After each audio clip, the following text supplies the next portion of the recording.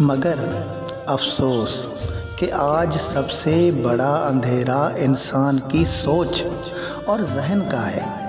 اس کو یا تو علم روشن کرے گا یا کوئی ایسی فراست اور فہم جو ذہن اور سوچ کو اندھیرے سے روشنی کی طرف لائے۔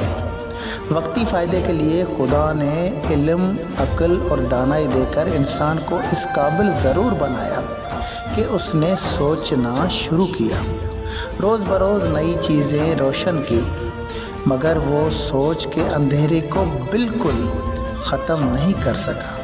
اس لیے خود غرضی، ضد اور عنایت کے برعکس صبر، استقامت اور اپناپن جیسی خوبیاں اب بھی تلاش کرنا ضروری ہیں۔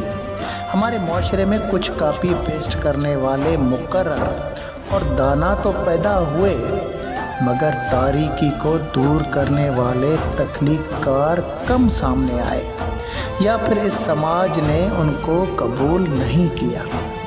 کوئی شک نہیں کہ خیر کو شر کی جگہ لینے کے لیے وقت چاہیے۔ اتنی آسانی سے شر اپنی جگہ کیسے چھوڑے گا؟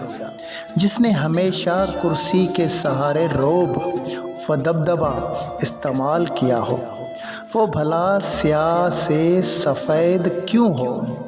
کم علم مائک پکڑنے والا شوقین بیچارہ رٹا لگا کر 2-3 جملے تو بول لے گا، لیکن درست مفہوم اور حقیقت کی خبر اسے خدا ہی دے۔